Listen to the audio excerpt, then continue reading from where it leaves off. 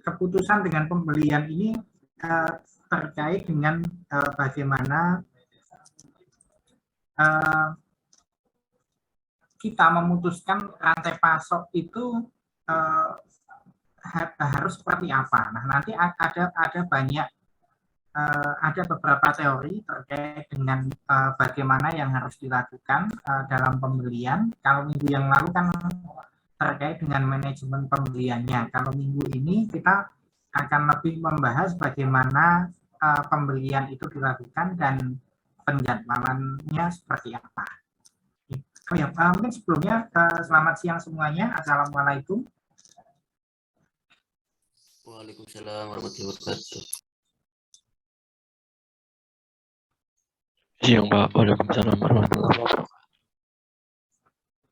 Oke, suara saya agak kecil berarti.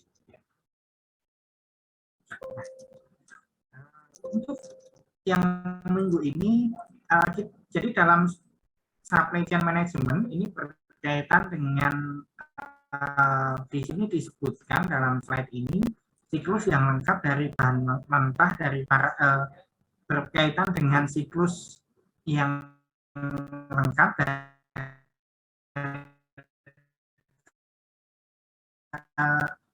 terkait dengan bahan mentah dari para. Nah, kita bisa mempertimbangkan berapa jumlah koneksinya. Jadi kita bisa mempertimbangkan terkait dengan pengadaan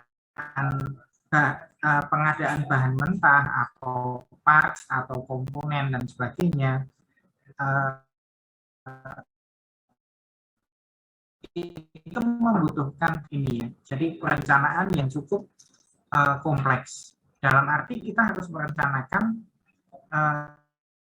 siapa kita mau pesan ke siapa, jumlahnya berapa, pesannya kapan, kemudian nanti disimpan di mana, dan kemudian bagaimana untuk pengelolaannya, bagaimana pemesanannya, bagaimana pembayarannya, dan sebagainya. Itu serangkaian pertanyaan yang harus kita jawab ketika kita mau mengadakan melakukan pengadaan. Yang menjadi dasar pemikiran pada konsep ini adalah fokus pada pengurangan kesia-siaan dan mengoptimalkan nilai pada rantai pasok. Inti fokusnya kesia-siaan. Kesia-siaan itu bisa suatu hal yang terwujud atau yang tidak terwujud. Sesuatu hal yang bisa dilihat mata atau sesuatu hal yang tidak bisa dilihat mata. Di situ dalam arti harus membutuhkan analisis yang komprehensif lah. Nanti kita baru bisa mendapatkan hal yang sia-sia di situ. Contohnya gini, kalau Anda contohnya kalau saat ini saya contohkan, kalau mencontohkan biasanya saya senang buka whiteboard seperti ini. Pada suatu saat Anda belanja ke swalayan di situ, kemudian Anda membawa troli, kemudian di situ ada diskon gede-gedean. Yang didiskon buah, ada daging, kemudian ada sembako, dan sebagainya. Karena Anda tertarik untuk membeli, maka Anda membeli dalam jumlah yang banyak. Nah, hal yang kita sebut kesia-siaan itu kadang tidak selalu yang kelihatan. Kalau yang kelihatan itu Anda beli buah 10 kilo, katakanlah karena mungkin harga buahnya lebih murah, Anda beli 10 kilo. Rencananya nanti mau di jus untuk buka puasa contohnya.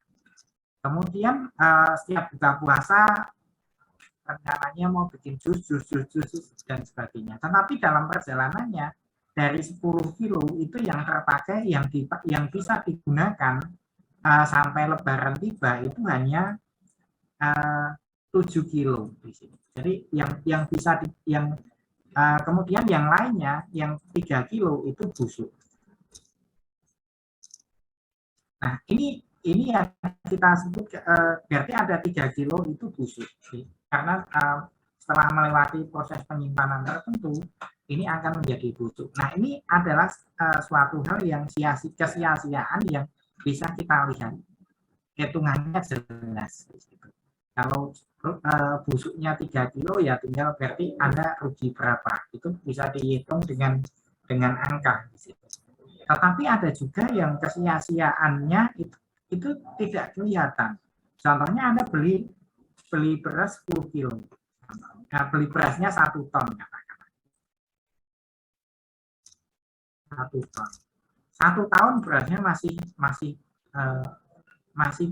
ada dan masih mungkin bisa digunakan. Tetapi untuk untuk menyimpan beras 1 ton, contohnya, untuk menyimpan beras 1 ton dan supaya bisa mempertahankan rasanya, Anda perlu suatu alat penyimpanan khusus yang bisa membuat beras itu tidak terdegradasi kualitasnya, tidak terdegradasi aromanya di situ. Nah, sehingga di sini Anda membutuhkan alat.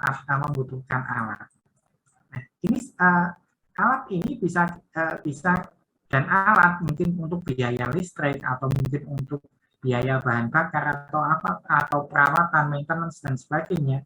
Sehingga disinilah ini sebenarnya adalah suatu hal yang sia-sia. Karena Anda harus menyimpan beras dalam jumlah 1 ton, membeli alatnya, kemudian membiayai operasional alatnya dan sebagainya agar apa? Supaya berasnya tidak turun kualitasnya. Nah, ini sesuatu hal kalau yang ini jelas hitungannya. Beli 10 kilo, busuk 3 kilo dibuang di situ. Tapi kalau yang ini kelihatannya tidak ada masalah. Karena berasnya masih tetap sama, tetapi untuk bisa mempertahankan itu Anda harus beli alatnya. Nah, jadi ada suatu hal yang kesia-siaan itu kadang ada suatu hal yang kita sadari, ada yang tidak kita sadari.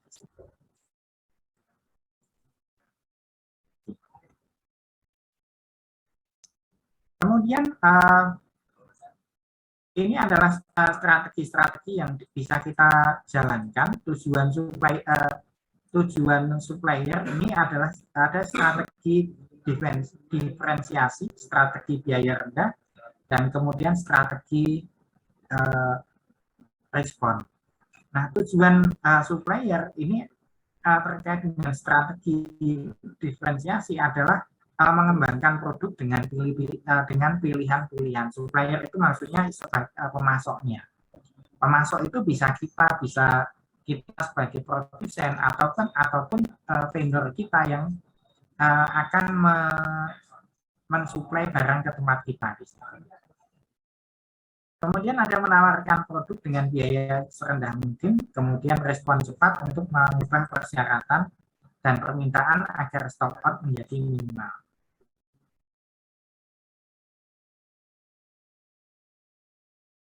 Kemudian ada beberapa kriteria keterampilan mengembangkan produk, kemudian ini mengutamakan pemilihan biaya dan kemudian mengutamakan pemilihan kapasitas. Nah, bedanya apa yang diferensiasi? Diferensiasi ini lebih kepada kita mengembangkan produk dengan banyak pilihan, dengan banyak hal yang berbeda di situ. Contohnya kalau Anda jualan diberikan diferensiasi. Nanti ada yang harga dikemas dengan kemasan sekian, harganya sekian. Kemudian dikemas dengan kemasan yang lebih besar, harganya lebih tinggi lagi dan seterusnya. Itu salah satu caranya. Jadi diferensiasi tidak selalu produknya beda. Tidak selalu. Produknya bisa sama. Katakanlah sama-sama jualan gula pasir. Ada kemasan yang jual kemasannya 1/4 kilo, nanti ada yang jual kemasannya 1/2 kilo, nanti ada yang jual kemasannya 1 kilo, nanti ada lagi yang jual kemasannya 1 karung. Jadi itu salah satu cara atau strategi diferensiasi. Kemudian dari karakteristik persediaan adalah karakteristik prosesnya adalah modular atau mengarah pada mass customization. Jadi modular itu maksudnya kita bisa mengembangkan dengan modul-modul untuk hanya pada modul-modul tertentu saja. Katakanlah yang dijual sepeda motor, kemudian nanti sama-sama sepeda motor matic, nanti yang dibedakan hanya di bagian casingnya saja atau di bagian karburasinya saja atau di bagian aksesoris depannya saja, itu adalah strategi diferensiasi. Kemudian ada karakteristik persediaannya adalah minimasi persediaan dalam rantai untuk menghindari keusangan. Jadi kaitan dengan kita sebagai produsen, kita tidak perlu biasanya ketika hal-hal yang dibuat itu berganti-ganti, sebagai supplier itu juga sama. Dari sudut pandang supplier, itu atau alat atau aksesoris yang sesuai dengan desain yang akan dibuat.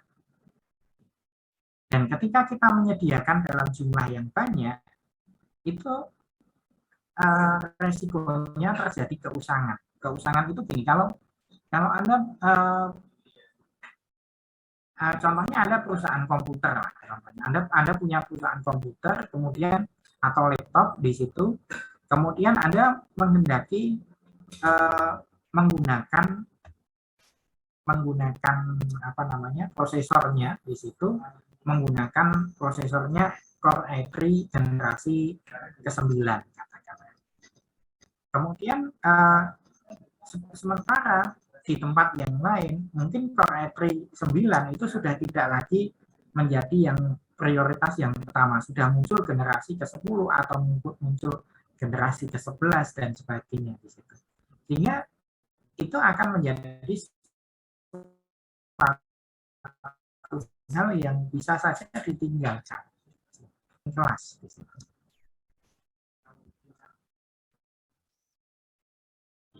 Kemudian ada karakteristik lead time-nya, investasi agresif untuk mengurangi pengembangan lead time. Jadi dalam arti kita melakukan percepatan, bagaimana supaya lead time itu bisa dibuat sesingkat mungkin di situ. Kemudian ada gunakan modular design untuk menunda selama mungkin diferensiasi. Jadi diferensiasi itu perlu, kalau modular design itu berarti kita merancang hanya sebagian saja. Desain awalnya sama, katakanlah sepatu. Katakanlah yang diproduksi sepatu contohnya. Nah, nanti dalam modular design itu apa yang dibedakan? Contohnya ini sepatu modelnya seperti ini.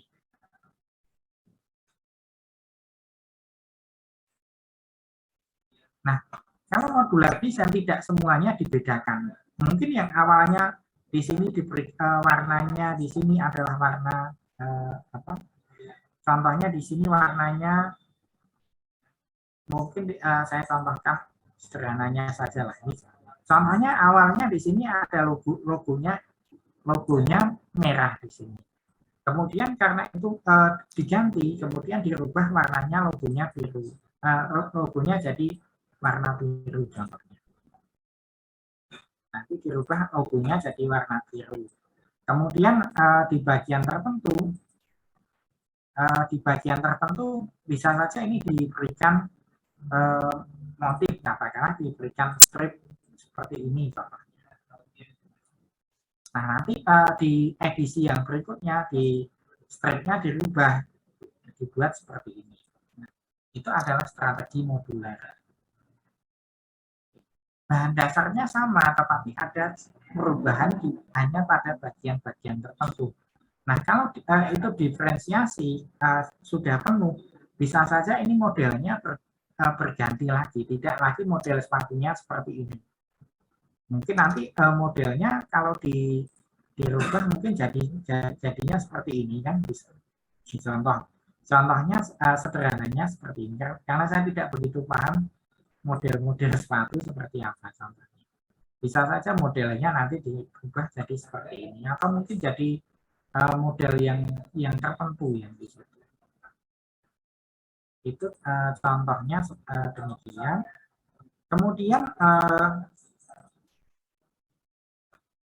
Kemudian apa sih pentingnya pembelian di sini? pembelian ini memberikan peluang besar untuk pengurangan biaya dan peningkatan margin kontribusi, disebutkan demikian. Maka strategi pembelian yang efektif merupakan suatu hal yang vital dalam konsep supply chain. Intinya ketika kita melakukan pembelian, kita akan mengidentifikasikan kebutuhan kita dan kemudian kita akan menyediakan sejumlah barang dengan harga yang sebaik mungkin. Contohnya gini, contoh sederhananya kalau Anda belanja sajalah sehari-hari atau setiap bulan, kemudian kalau Anda mungkin kirimannya katakanlah dalam 1 bulan kirimannya 3 juta contohnya. Ketika 3 juta maka Anda akan membelanjakan untuk apa saja di situ. Maka mungkin ada teman Anda yang kiriman atau uang sakunya hanya 1 juta di situ. Tentu di sini ada perbedaan dan setiap orang itu akan mengidentifikasi barang atau jasa apa yang akan dipilihnya. Nah, dalam konsep SCM terkait dengan perusahaan juga sama. Dengan dana yang ada, apa yang akan dibeli, apa yang akan dipesan di situ. Pesannya di mana, jumlahnya berapa, itu tentu akan kita identifikasikan dengan baik.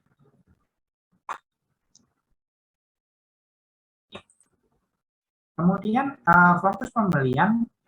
Di sini pembelian terjadi di lingkungan operasional produk ataupun jasa. Di sini disebutkan dalam lingkungan operasi produk barang jasa, fungsi pembelian dikelola oleh agen pembelian yang secara formal memegang wewenang untuk melaksanakan kontrak atas nama perusahaan. Agen pembelian itu bisa jadi adalah pihak ketiga. Jadi ada perusahaan itu yang dia memberikan wewenang kepada pihak ketiga untuk melaksanakan kontrak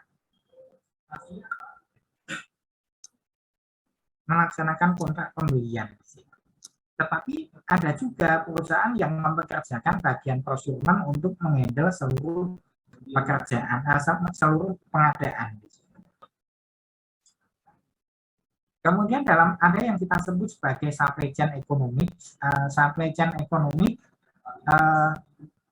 ini lebih mempertimbangkan kepada faktor-faktor atau nilai-nilai ekonomi yang ada di sini.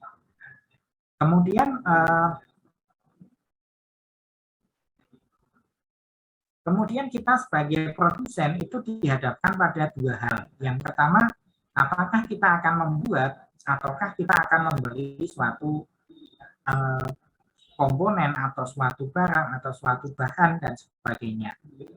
Alasan untuk membuat yang pertama, biaya produksinya lebih rendah. Katakanlah Anda membuat biaya atau harga pokok untuk membuat satu jenis komponen itu katakanlah harganya 10.000. Tetapi kalau Anda membeli harganya 50.000. Maka kalau selisih atau gap-nya terlalu tinggi, maka biasanya perusahaan itu akan lebih memilih membuat. Dengan catatan di situ alatnya ada, pekerjanya ada. Kemudian alasan untuk membuatnya kurang cocok dengan pemasoknya. Kemudian yang selanjutnya adalah memastikan pemasok yang memadai. Ini seperti apa? Kemudian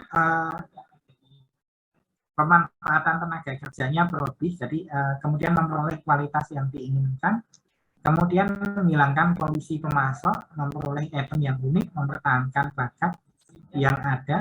Jadi kalau kita punya tenaga kerja yang cukup atau mungkin bahkan berlebih, kita mungkin bisa membuatnya. Kemudian tetapi kalau tenaga kerja yang ada saja sudah cukup bebannya atau mungkin sudah berlebih bebannya, maka kita tidak bisa memaksakan untuk membuat ini. Kemudian mempertahankan dan meningkatkan ukuran perusahaan. Jadi kalau semua barang itu kita beli, maka sedangkan mesinnya ada, sedangkan alatnya ada, maka alat-alat yang ada itu tidak akan menghasilkan atau tidak akan memiliki nilai utilitas yang cukup di situ. Jadi dengan kata lain akan banyak nganggurnya, kecuali kalau di situ sudah tidak memungkinkan, kita baru sebaiknya untuk membeli. Sementara kalau kemampuan internal saja masih mencukupi, masih mampu, ya sebaiknya mungkin kita harus membuat saja. Tetapi perlu diingat, ini ada analisisnya, ada hitung-hitungannya. Kalau ternyata kok membuat itu malah justru lebih mahal, kualitasnya mungkin lebih rendah, kemudian waktunya lebih lama, maka kita biasanya perusahaan akan menghindari hal-hal yang tersebut. Kemudian alasan untuk membeli, kita bisa mendapatkan kita bisa menjaga komitmen dengan pemasok, mendapatkan keahlian teknis dan manajemen, kemudian kapasitas tidak memadai, maksudnya kapasitas kita tidak memadai untuk membuatnya, sehingga kita harus melakukan pembelian, mengurangi biaya persediaan, memastikan ada sumber daya alternatif. Kemudian yang penting ini, kapasitas perusahaan itu tidak mencukupi. Kemudian ada yang kita sebut sebagai outsourcing. Outsourcing dalam konsep SCM itu ada banyak hal, tidak hanya terkait dengan sumber daya di situ. Kemudian ada outsourcing dalam sebenarnya dalam fungsi-fungsi logistik di situ bisa berupa manusia, peralatan, ataukah gudang dan seterusnya. Kemudian outsourcing logistik function itu adalah mereduksi inventory, menentukan atau menempatkan stok pada pabrik ataupun distribution center, dan kemudian yang berikutnya adalah menyediakan tingkat layanan yang cukup atau yang lebih baik di situ. Kemudian dalam strategi rantai pasok ada beberapa strategi. Kita bisa menentukan strategi pertama adalah banyak pemasok atau sedikit pemasok. Jadi ini strategi seperti ini tentu saja ada plus minusnya. Nanti plus minusnya silahkan Anda baca di situ. Kemudian ada vertical integration. Jadi kita bisa mengintegrasikan kemampuan memproduksi. Kemudian ada integrasi ke depan dan kemudian ada integrasi ke belakang.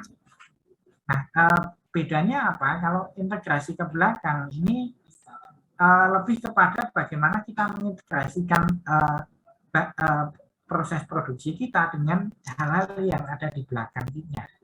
Ya, sehingga apa? Yang berarti lebih kepada nanti bentuknya seperti ini. Kalau dengan perusahaan.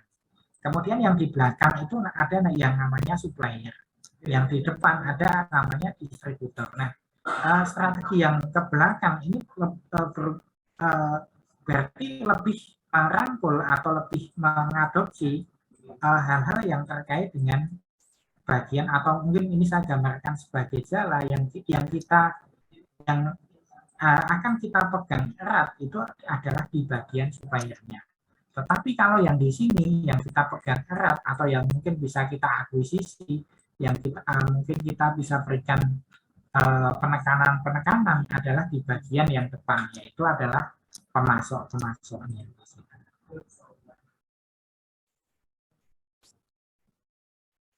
Kemudian ada yang berikutnya, ada yang kita sebut sebagai kairetsu. Kairetsu ini mengambil jalan antara membeli dari sedikit pemasok dan integrasi vertikal dengan cara mendukung secara finansial pemasok. Ini sebenarnya penjabarannya panjang ya, masih panjang. Ini yang disampaikan di sini mungkin belum tuntas untuk menjelaskan apa itu kairetsu. Nanti mungkin bisa Anda baca apa sih kairetsu itu dan bagaimana konsep atau implementasinya secara jelas di sini. Kemudian ada perusahaan maya atau virtual company. Jadi perusahaan maya atau virtual company Ini adalah perusahaan yang mungkin tidak kelihatan gedungnya, tidak kelihatan kantornya, kemudian tetapi perusahaan ini ada.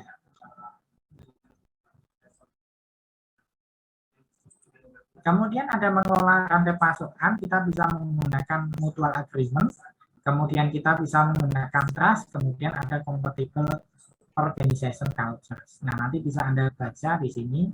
Yang pertama adalah mutual agreement on goal, berarti ada kesepakatan terkait dengan tujuan yang ingin dicapai antara supplier dengan perusahaan. Kemudian trust ini terkait dengan kepercayaan di antara perusahaan dengan suppliernya. Kemudian yang berikutnya adalah kesesuaian atau kecocokan atau kecocokan dengan culture, dengan dengan budaya organisasi yang ada di situ. Jadi itu seperti itu. Nanti yang selanjutnya silahkan bisa Anda baca saja di sini terkait dengan beberapa pemilihan vendor dan sebagainya. Oke. Nah, untuk tugasnya ini silahkan nanti dibaca. Kemudian untuk tugasnya Anda diminta untuk membuat kelompok, satu kelompok 2 orang saja, maksimal 3. Jadi 2 maksimal 3. Kalau belum ada silahkan nanti Anda cari temennya yang satu kelas di sini. Nah, nanti kalau semua sudah kebagian kelompok, kemudian nanti ada satu yang tidak kebagian, silahkan nanti ditampung sebagai anggota kelompoknya. Nah, seperti itu. Nah, untuk anggota kelompoknya, silahkan nanti Anda mencari, Anda tentukan dulu, seolah-olah Anda membuat perusahaan. Jadi seolah-olah Anda membuat perusahaannya apa, silahkan perusahaan itu. Jadi silahkan Anda berikan nama, contohnya PT XYZ. Tapi nanti silahkan diberikan nama ya, jangan dikasih XYZ gitu. Bisa diberikan nama anggota kelompok-kelompoknya juga boleh. Nah, contohnya PT XYZ, ini adalah perusahaan Anda. Kemudian Anda seolah-olah sebagai staf yang bergerak, staf di supply chain management ataupun bidang-bidang yang terkait, katakanlah procurement dan sebagainya. Kemudian di sini silahkan nanti Anda tentukan targetnya. Target produksinya berapa? Produksinya. Oh ya, jenis produknya dulu ya, jenis produknya. Produknya apa? Silahkan Anda tentukan dulu. Produknya apa? Target produksinya berapa? Kemudian di situ ada komponen-komponennya. Jadi komponen dari produk itu apa saja. Nah, silahkan nanti Anda bisa memilih 2 komponen di situ. Pilih dari, contohnya di sini ada 1 juta komponen, Anda pilih 2 saja. 2 komponen yang ada di pasar. Yang ada di pasar, yang dijual di pasar. Maksudnya dari sekian 10 komponen, silahkan Anda pilih 2 komponen yang itu dijual di pasar. Katakanlah apa contohnya yang dibuat adalah mouse contohnya. Mouse itu contohnya ada kabelnya. Nah, kabelnya itu bisa kan ada yang jual ya, kabelnya spesifikasinya apa dan sebagainya. Atau mungkin Anda produknya meja contohnya. Meja itu kayunya kan juga ada di pasar, atau mungkin nanti bautnya ada di pasar dan seterusnya. Nah, kemudian dari sini silahkan lakukan survei. Dari 2 komponen yang ada di pasar itu, mungkin 1 saja. Nanti pilih 1 saja lah. Nanti takutnya kalau 2 itu kebanyakan. Silahkan pilih 1 saja, 1 komponen saja. 1 komponen yang paling penting dan ada di pasar. Ini 1 saja.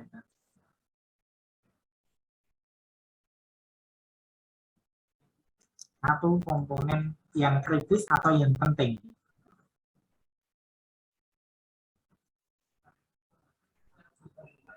Nah, kemudian silahkan Anda lakukan survei di sini. Lakukan survei survei. Anda bisa melakukan survei dengan internet di situ. Silahkan yang menyediakan komponen ini di mana saja. Yang menyediakan komponen ini itu ada di mana saja. Contohnya Anda bisa lihat dari AliExpress dan sebagainya ya contohnya. Contohnya Alibaba atau AliExpress.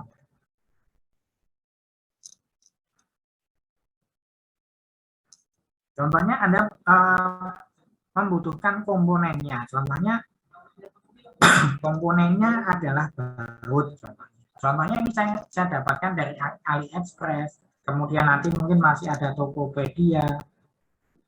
Atau mungkin Anda cari yang jual baut itu di mana. Ini contoh saja. Nah, ternyata ada beberapa. Ini saya contohkan baut ya. Contohnya yang mau Anda buat baut. Contohnya di sini ditulis baut ukurannya berapa contohnya. Contohnya ukuran nah di sini kan ada jenis-jenis bautnya kan ada macam-macam. Nah, nanti silahkan Anda tentukan satu ukuran tertentu saja. Contohnya saya mau pakai yang ukuran ini. Contohnya baut yang ukuran 2 mili katakanlah. Jadi di sini ada panjangnya 12 mili, ukurannya 3 mili. Saya pilih di sini. M3M ini maksudnya diameternya adalah 3 mili, kemudian panjangnya adalah 12 mili. Maka kita bisa juga cari di Tokopedia, mungkin yang ini yang luar negeri ya. Nanti silakan Anda bandingkan harganya.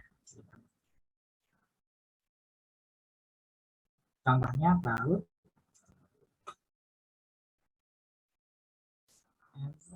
5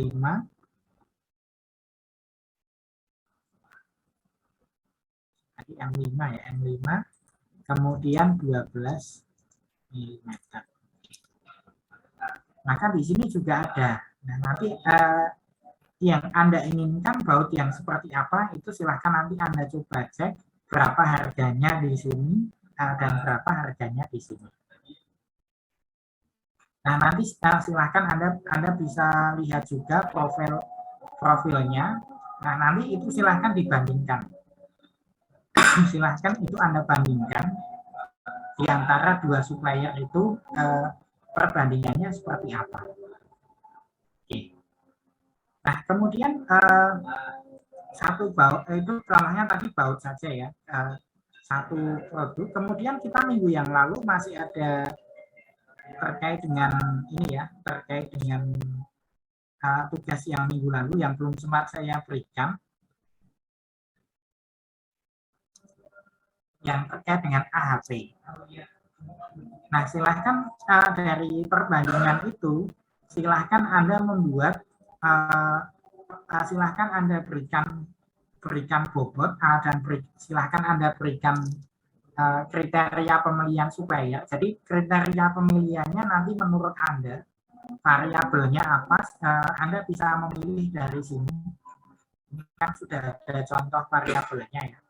Mana yang menurutmu penting, silahkan itu yang Anda tetapkan. Tidak usah banyak-banyak, 3 variabel saja sudah cukup. Nanti yang ada di bawahnya ini boleh 2, minimalnya 2 ya. Jadi contohnya inovasi yang dibuat yang menjadi pertimbangan adalah teknologi dan R&D contohnya. Kemudian terkait dengan penawaran nanti silakan itu Anda tentukan, contohnya terkait dengan harga atau dengan apa dan sebagainya. Kemudian ada kualitas, mungkin nanti ada sertifikasi dan seterusnya, mungkin ada waktu pengiriman dan seterusnya. Silahkan nanti Anda diskusikan dengan kelompok Anda. Silahkan minimalnya 3, boleh 3 sudah cukup di situ. Kemudian untuk yang di bawah ini minimalnya 2. Nah, untuk penilaian ini silahkan nanti Anda tentukan sendiri. Contohnya inovasi memiliki mana yang lebih penting, itu silahkan Anda tentukan sendiri. Kemudian yang ini juga sama. Ini nanti untuk yang ada di sini, nilai-nilai yang ada di sini silahkan Anda yang menentukan juga. Nah, nanti untuk supplier yang ada, suppliernya itu minimalnya 2 ya. Jadi untuk supplier ini minimalnya 2. Nah, tetapi silahkan nanti Anda lihat dari datanya untuk bisa memberikan mana kriteria yang lebih penting itu, mana yang lebih baik dan sebagainya. Silahkan nanti Anda tentukan sendiri di sini. Oke. Ada pertanyaan sampai di sini? Belum, Pak. Belum ya. Ya nanti silahkan itu Anda coba. Jadi minimalnya suppliernya 2, kemudian untuk kriterianya ini variabel ini minimalnya 3, kemudian yang ada di bawah ini minimalnya 2. Untuk suppliernya 2. Nah nanti untuk nilai-nilainya silahkan Anda yang menentukan. Kemudian nanti jangan lupa dilengkapi tadi data perbandingan yang ini ya. Surveinya nanti online saja, surveinya bisa Anda kemudian lakukan pemilihan supplier dengan metode API.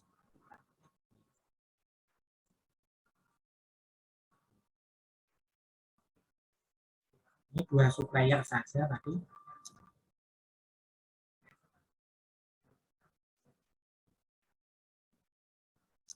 Tulis di sini variabel, untuk nama variabelnya tadi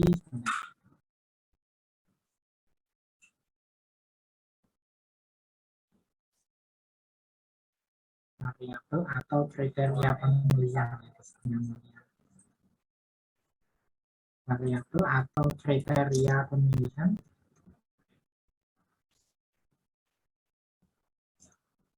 maksimal minimal 3. Kemudian untuk indikator atau yang di bawahnya itu minimal 2.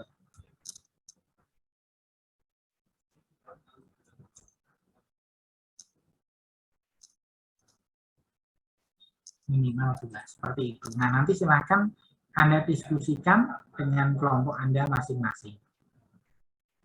Oh ya, kalau itu terkait dengan mesin atau alat boleh ya. Jadi kalau yang ternyata kok Anda kesulitan mencari komponennya, ya silahkan boleh alat atau mesinnya, boleh peralatan penolongnya juga boleh, silahkan. Oke. Apakah ada pertanyaan sampai di sini?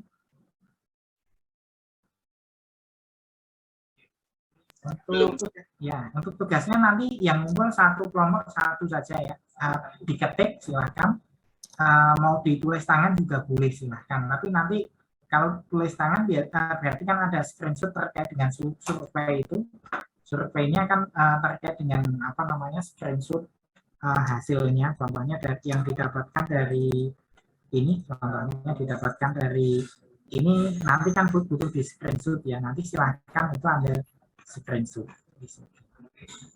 Oke, Pak. Mungkin yang dulu pernah ngambil kuliah procurement itu boleh nanti melanjutkan yang dulu sudah pernah dikerjakan. Itu saja mungkin dari saya. Sekian. Wassalamualaikum. Waalaikumsalam Assalamualaikum warahmatullahi wabarakatuh. warahmatullahi wabarakatuh. Presensi jangan lupa.